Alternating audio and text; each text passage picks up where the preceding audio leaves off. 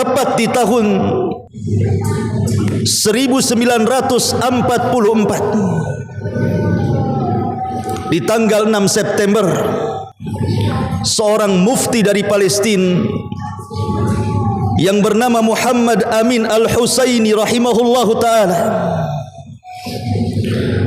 berbicara dengan lantang di sebuah radio di Berlin dengan bahasa Arab yang sangat-sangat fasih. Kemudian mengumandangkan takbir Allahu Akbar, dan suaranya terdengar hampir di seluruh dunia. Apa yang disuarakan dia? Dia bersuara kepada dunia tentang kemerdekaan Republik Indonesia. Maka tepat di tanggal 22 Maret 1946-nya, maka para pendiri bangsa datang ke Mesir dan menandatangani tentang kemerdekaan negeri yang kita cintai ini, Republik Indonesia. Kemudian diikuti dengan negara-negara yang lainnya. Maka di tahun 1945 negara kita menjadi negara yang merdeka dan menjadikan dalam undang-undang pertama kali pada alinea yang pertama mengutuk bagaimana kemerdekaan itu hak segala bangsa. Oleh sebab itu, maka setiap penjajahan yang ada di atas dunia ini harus dihapuskan, karena itu tidak sesuai dengan pri kemanusiaan dan pri keadilan. Ma'asyiral muslimin yang dimuliakan Allah Subhanahu wa taala, dari sini kita tahu bagaimana jasa besar Palestina kepada Indonesia.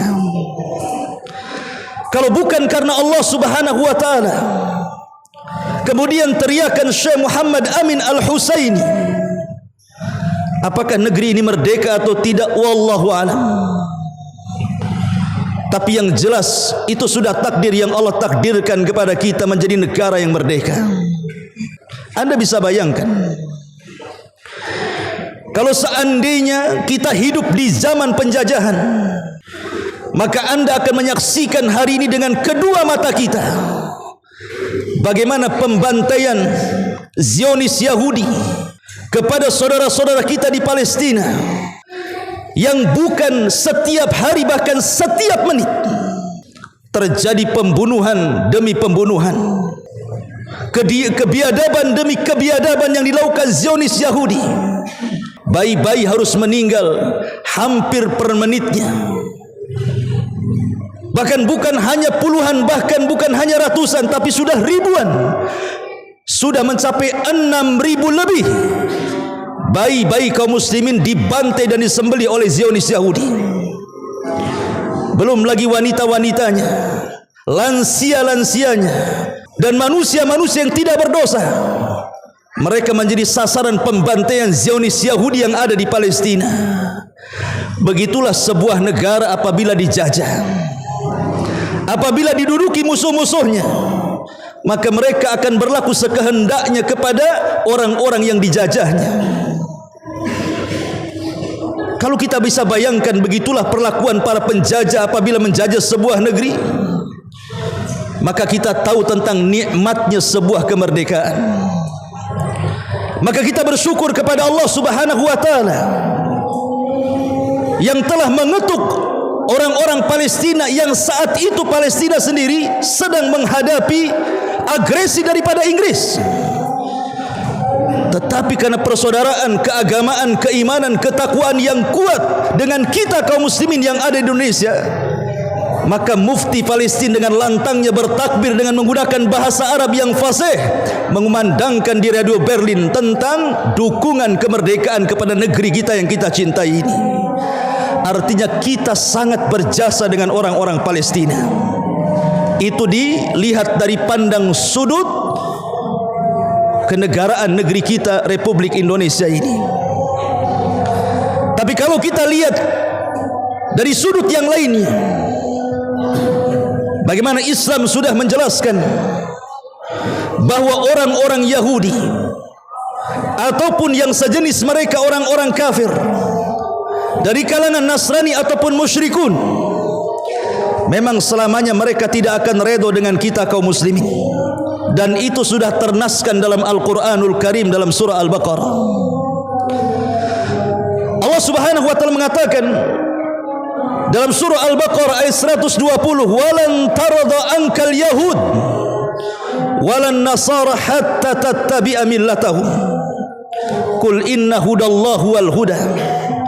Wala in ittaba'ta ahwa'ahum ba'da alladhi ja'aka minal ilmi ma laka minallahi min waliyyin wala nasir." Allah Subhanahu wa taala mengatakan selamanya, lan ketika masuk kepada fi'lul mudhari artinya selamanya. Orang-orang Yahudi dan Nasrani itu tidak akan redha kepadamu wahai Muhammad sampai engkau mengikuti agama mereka. Katakan ya Muhammad, sesungguhnya petunjuk Allah itulah petunjuk yang sesungguhnya. Sebab kalau engkau mengikuti hawa nafsu mereka, orang-orang Yahudi dan Nasrani, maka Allah Subhanahu wa taala tidak ada kewajiban bagimu untuk menolong dan juga menjagamu. Lihat bagaimana Allah Subhanahu wa taala secara terang-terangan dan tegas mengatakan dalam Al-Quran, selamanya orang Yahudi, selamanya orang Nasrani, mereka tidak akan redha dengan kita. Ketika tidak akan redha dengan kita, maknanya mereka berusaha dengan kekerasan untuk mengajak kaum muslimin meninggalkan agamanya. Karena agama mereka bukan agama, tapi agama mereka dibangun di atas hawa nafsu. Makanya Allah Subhanahu wa taala mengatakan, "Wala inittaba'ta ahwa'ahum." Ya Muhammad, kalau engkau mengikuti hawa nafsu mereka, lihat Allah bahasakan dengan hawa nafsu, bukan Allah bahasakan dengan agama. Karena agama mereka di atas hawa nafsu. Ma'asyiral muslimin yang dimuliakan Allah Subhanahu wa taala, maka di mimbar ini kita harus, dan merupakan kewajiban bukan hanya seorang ustaz dalam mimbar-mimbar Jumat, tapi kewajiban kita bersama kaum muslimin untuk mengumandangkan jihad melawan Zionis Yahudi. Allah Subhanahu wa taala berfirman, "Kutiba alaikumul qital wa huwa kurhul lakum wa asa an takrahu syai'an wa huwa khairul lakum wa asa an tuhibbu syai'an wa huwa syarrul lakum wallahu ya'lamu wa antum la ta'lamun." Telah diwajibkan qital, jihad kepada kita kaum muslimin, dan itu sesuatu yang kita benci, tidak suka.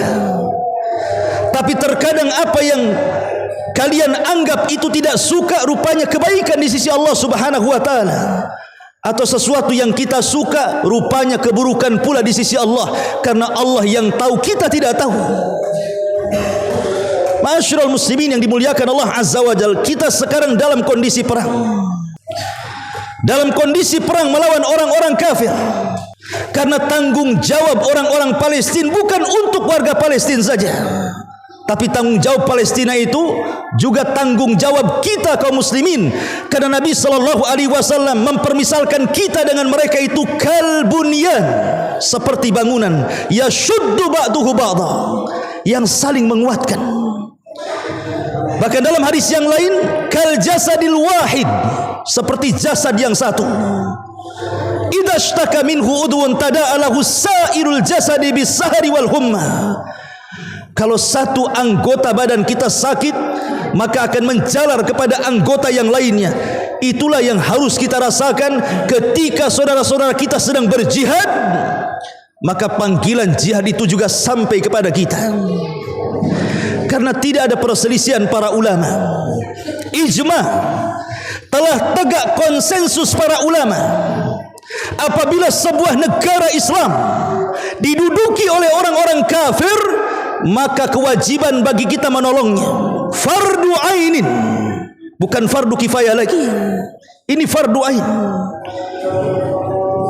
Dan secara de facto, secara kenyataan di lapangan, memang Palestina sudah diduduki oleh Zionis Yahudi, terutama di tepi barat dan sedikit di jalur Gaza.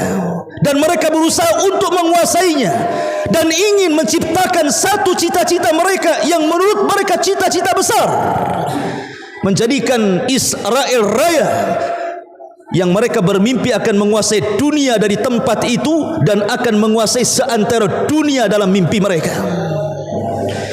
Ma'asyiral muslimin yang dimuliakan Allah Subhanahu wa taala. Dahulu di tahun 1492 Palestina mengalami penjajahan yang hebat di tangan orang-orang Eropa Romawi. Mereka datang membawa pasukan besar, kemudian membantai kaum muslimin yang ada di Palestina. Tahun 1492, 70.000 jiwa melayang dari jiwa-jiwa kaum muslimin. Negara-negara Islam di zaman itu, apakah itu Mesir, apakah itu Syam, dan negara-negara Islam yang lainnya, mereka hanya bisa mendengar adanya pembantaian hebat di Palestina. 70.000 jiwa melayang. Terjadi genosida hebat yang luar biasa. Mereka hanya bisa mendengar dan menangis dan memohon kepada Allah Subhanahu wa taala supaya saudara-saudara yang ada di Palestina ditolong oleh Allah Subhanahu wa taala. Tapi apalah daya yang mereka bisa lakukan. Walaupun tegak seorang yang sangat hebat, pemimpin kaum muslimin Nuruddin Az-Zinki ketika itu berusaha untuk merebut Al-Quds, tapi Allah takdirkan Al-Quds tetap di tangan orang-orang Romawi. Baru 1 abad setelahnya, 100 tahun setelahnya, bangkitlah Sultan Salahuddin Al-Ayyubi. Setelah ada penggemblengan dari masa ke masa, di mana Nuruddin Az-Zinki sudah mempersiapkan kadar terbaik mereka, setiap minggu menghatamkan Sahihul Bukhari, setiap malam menghatamkan Al-Quran selama 100 tahun. Baru kaum muslimin di tangan Sultan Salahuddin Al-Ayyubi, pendiri Daulah Ayyubiyah, berhasil menaklukkan orang-orang Nasrani yang menguasai Al-Quds ketika itu. Di zaman itu kalau terjadi pembantaian tidak bisa dilihat, hanya bisa didengar. Tapi semangat mereka bangkit. Karena Salahuddin Al-Ayyubi bukan orang Palestina, dia orang Irak. Tidak ada hubungan kenegaraan, tapi hanya ada hubungan keimanan yang membangkitkan Nuruddin Az-Zinki seorang Turki dan juga Salahuddin Al-Ayyubi seorang Irak merebut Al-Quds. Tapi hari ini pembantaian Zionis Yahudi itu bukan didengar, tapi dilihat dengan kedua mata kita. Bahkan siaran langsung. Setiap kita melihat televisi, setiap kita membuka YouTube ataupun media-media yang lainnya, setiap hari pemberitaan itu datang silih berganti, pembantaian terus biadab orang-orang Yahudi. Bayangkan, per hari ini saja sudah 14.000 lebih kaum muslimin melayang di sana. 5.000 lebih anak-anak, 4.000 lebih kaum wanita, selebihnya orang-orang lansia, orang-orang yang tidak sanggup mengangkat senjata. Itulah biadabnya orang-orang Yahudi, tidak punya etika perang, karena mereka adalah umat yang penuh dengan kesombongan.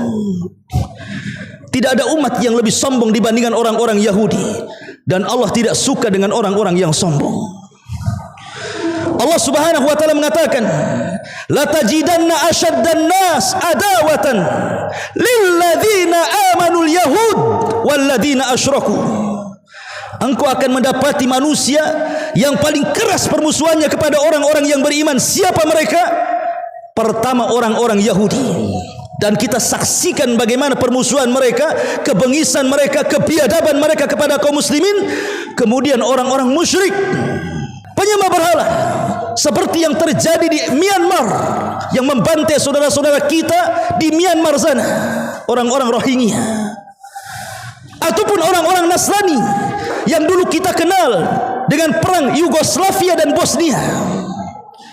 Ma'asyiral muslimin yang dimuliakan Allah Subhanahu wa taala, dari sini kita tahu bahwa jangan pernah merasa aman dengan mereka, karena mereka umat yang suka membuat makar kepada kita.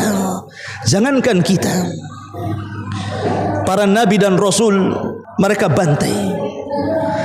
Afakullama ja'akum rasulun bima la tahwa anfusukum mustakbartum fafariqan kadzabtum wa fariqan taqtulun. Apakah setiap kali datang rasul-rasul kepada kalian, rupanya tidak sesuai dengan hawa nafsu kalian, sebagian kalian mendustakan para utusan itu, dan sebagian kalian membunuhnya. Bukan hanya satu nabi, sampai 70 nabi dibantai orang-orang Bani Israel, khususnya orang-orang Yahudi. Yaqtulunal anbiya bighairil haq, mereka membunuh para nabi tanpa ada hak yang dibenarkan.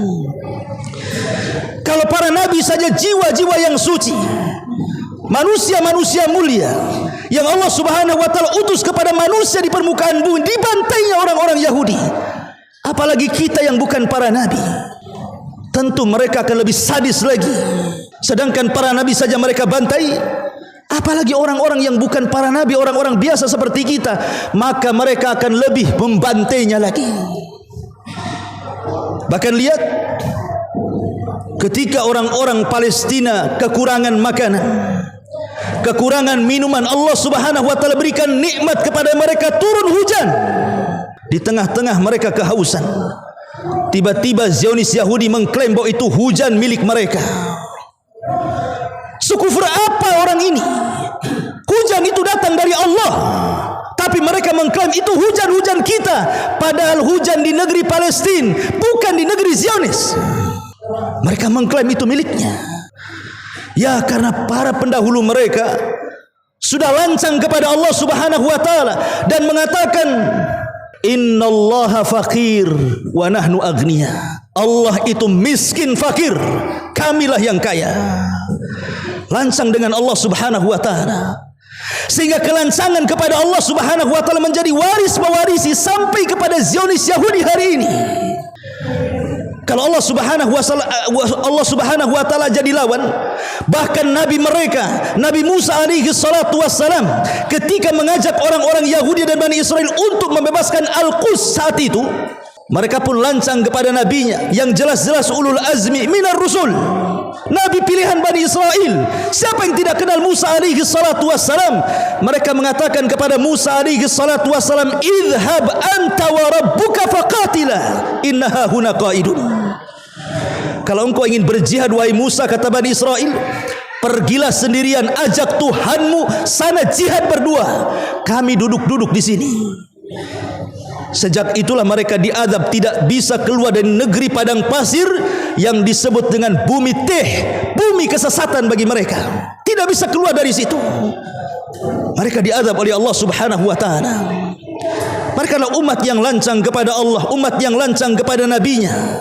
Kalau Allah saja dilancangi mereka, nabi saja kurang adab, orang-orang Yahudi kepada para nabinya, sudah sewajarnya mereka tidak punya rahmat dalam hatinya untuk membantai orang-orang selain Yahudi, karena mereka menganggap selain Yahudi itu binatang yang harus dihapuskan di permukaan bumi. Itulah apa yang dikatakan Talmud kita mereka, bahwa membunuh di luar Yahudi itu taqarrub, dalam rangka mendekatkan diri kepada Tuhan dan berpahala.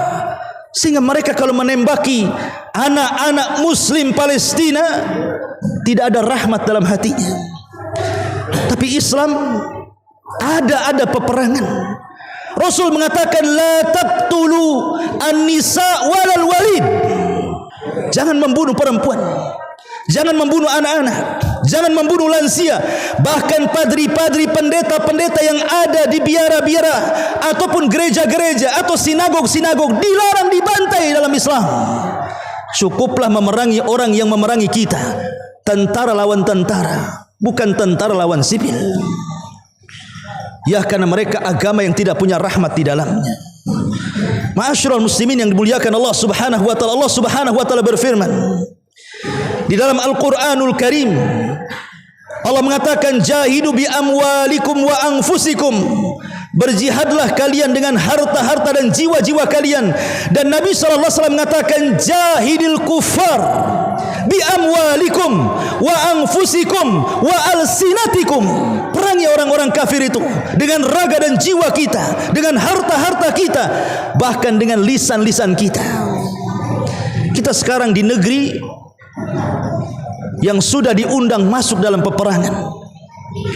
Kalau kita tidak bisa berjihad dengan fisik karena harus ada izin ulil amri, harus ada izin dari pemimpin pemerintah kita. Boleh jadi mungkin pemerintah tidak mengizinkan kita jihad secara fisik, tetapi bukan berarti jihad berhenti sampai di sini. Kita bisa berjihad dengan harta. Kalau Allah Subhanahu wa taala berikan harta yang banyak kepada kita, infakkan, bantu saudara-saudara kita, atau minimalnya kita perang secara ekonomi, boikot produk orang-orang Yahudi. Karena kekuatan persenjataan mereka digantungkan kepada ekonomi mereka. Semakin kuat ekonomi mereka, semakin canggih persenjataan mereka. Semakin lemah ekonomi mereka, maka mereka tidak bisa apa-apa dengan senjatanya. Maka perangi mereka, boikot semua produk-produk yang menghasilkan uang untuk membunuh kaum muslimin, atau produk-produk negara yang mendukung orang yang mendukung pembantaian kaum muslimin. Ma'asyiral muslimin yang dimuliakan Allah Azza wa Jalla.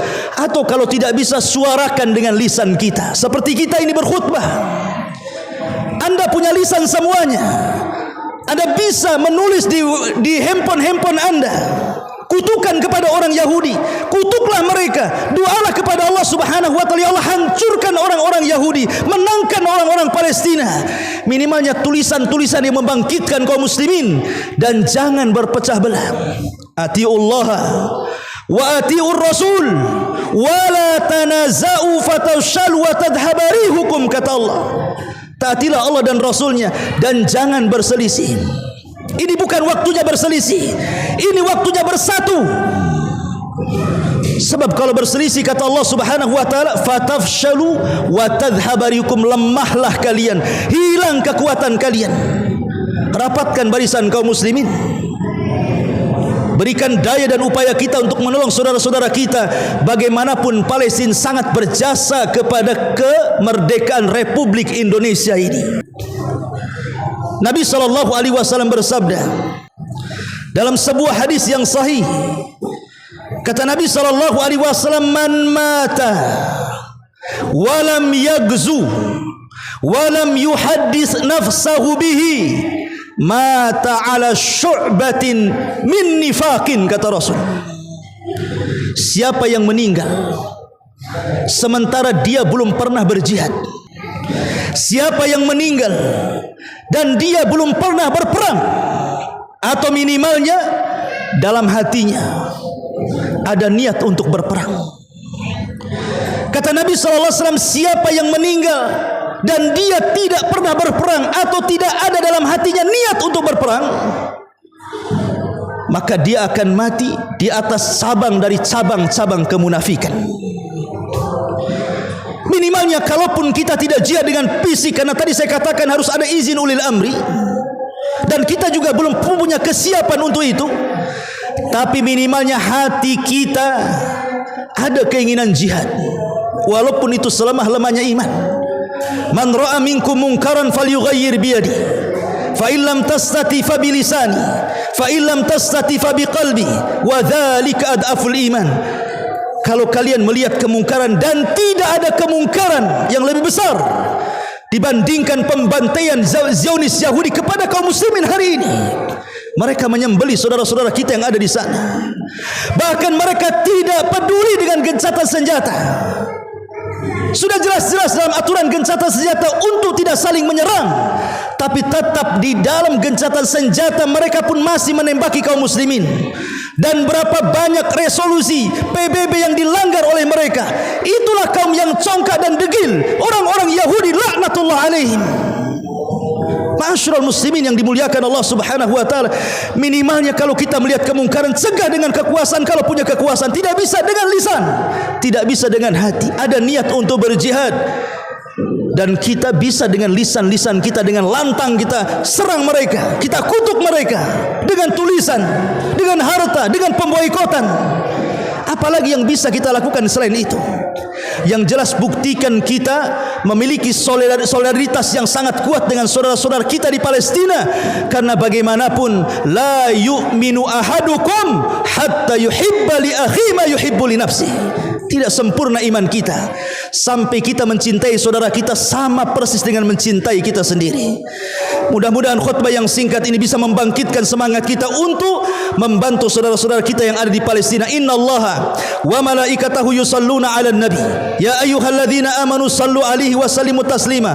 Allahumma ighfir lil muslimina wal muslimat wal mu'minina wal mu'minat al ahya'i minhum wal amwat innahu qaribun mujibu da'wa ya qadiyal hajah. Allahumma izzal islam wal muslimin, Allahumma izzal islam wal muslimin wa adilla syirka wal kafarata wal munafikin. Allahumma ansur li ikhwanina alladhina fi Palestin. Allahumma ansur li ikhwanina alladhina fi Palestin. Allahumma ansur lil mujahidina fi Palestin wa fi kulli makan. Allahumma ansur lil mujahidina fi Palestin wa fi kulli makan. Allahumma adhibil yahuda adzaban kabira. Allahumma adhibil yahuda adzaban kabira. Allahumma adhibil yahuda adzaban kabira. Allahumma dammiril yahud wal kafarata wal munafikin. Allahumma dammiril yahud wal kafarata wal musyrikin. Allahumma dammiril yahud wal kafarata wal kuffar wal munafikin. Allahumma inna nas'alukal huda wat tuqa wal afafa wal ghina. Rabbana atina fid dunya hasanah wa fil akhirati hasanah wa qina adzabannar. Wa sallallahu ala sayyidina Muhammadin wa ala alihi wa sahbihi ajmain. Ibadallah, innallaha ya'muru bil adli wal ihsan wa ita'i dzil qurba wa yanha 'anil fahsya'i wal munkari wal baghi. Ya'idukum la'allakum tadhakkarun. Qumu lis salatil jum'ah rahimakumullah.